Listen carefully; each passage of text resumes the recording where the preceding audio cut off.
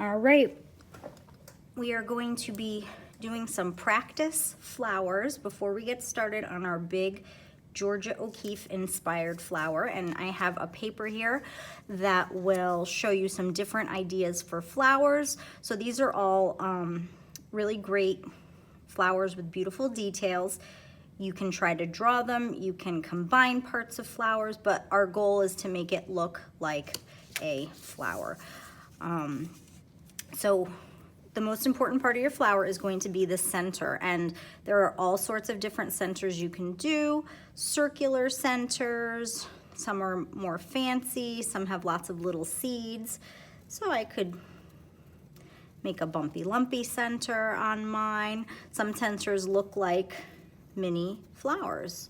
So I could start with a small flower shape and then add onto it. One of the most important things to do with flowers is to make sure they are even. All the petals are the same shape and around the same size. I did the top and the bottom. I did the two sides, kind of north, south, east, west, that kind of thing. They're all the same shape. They're kind of a, I would say, a raindrop shape. Now in between, I could either do the same or I could have done different. I could have made a different shape that I repeated in between. I went with the same one. And I can certainly add more layers if I wanted to. And I just do one shape at a time, okay? But we always start with the center. So maybe your flower has some seeds in the center that are part of what you can see. Maybe my petals are heart-shaped. So I always want to go back to that center. Always return there. Try to evenly space them, and then I'm going to fill in those empty spots. So the problem with flowers is going to come when things don't touch the center. Like if this is the center of my flower and I went around, but I didn't bother to come back here. You can see the difference in my flower looking more realistic or less realistic. So I'm just practicing some different shapes of petals, some different types of centers. Maybe I start by putting a bunch of circles together for my flower and try out some different petals. Might work, might not work. You might like it, you might not. As long as they're the same all the way around, petals on flowers are a family. They work together. You would never see a flower that had all sorts of different kinds of petals. It just wouldn't look right. It looks very unrealistic. Okay, so I practiced my flowers. Now I'm ready to get my final paper. And same thing. I'm going to start with the center. That is, again, the most important part of my flower.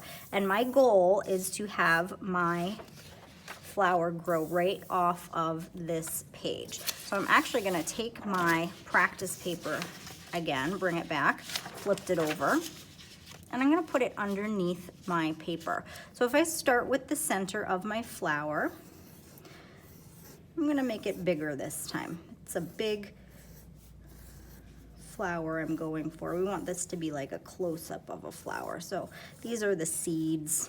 I'm just kind of putting a bunch of seeds all together in the center of my flower. They're not all the exact same size or shape, but they're all working together. Okay, and after that I'm ready for my petals. So I have my practice paper here, and this is a trick to make your flower go off the page. Keeping my practice paper there, I drew right off of it onto my practice paper, and when I take it away, my petal keeps going. Sometimes people get worried and they try to make sure that everything fits. You don't need to do that. It's totally fine if you just want to stop when you get to the edge, but for people who are having trouble just stopping and not finishing the petal, that little trick with the practice paper is a good one. And again, I'm going around, just filling in my big areas. Maybe this flower has some in-between petals that are a little bit round. I'm going close to the edge. Now, I'm gonna know that I did my flower correctly if I have very little background left, okay? So if I do my flower and I end up with a lot of background, for example here, this is definitely not big enough. So our goal is to have our flower fill our page. This doesn't have to be, I made a mistake, I need to throw it away and start again. This can be a jumping off point for your flower. We said flowers have all sorts of little centers. Some of them look like flowers. So you can take this and you can add on to it. Now I'm going towards the edge of my paper. Totally fine if I fall off, even better, it means my flower is nice and big. I'm adding some really big petals. And now I'm getting to the point where I don't have as much background. I still have quite a bit, so I'm gonna keep going. So ask yourself that question, do I have a lot of background? Do I not have a lot of background? If the answer is you do have a lot of background, keep going till you're close to the edge, touching the edge, falling off your paper. If you have the room and you want to do a little peek of the stem and maybe some of the leaves on the side, that's totally fine. And again, it's all falling off the page, so I'm just kind of adding it to the edge. Maybe there's some details on your petals. You're up close. Maybe there's a creature. Maybe there's a ladybug or a butterfly or a caterpillar. Okay, so this is close. What would you see when you were very close?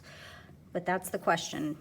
Do I have a lot of background? Now the answer is no, not so much. So I know that I'm big enough and my flower is ready for color.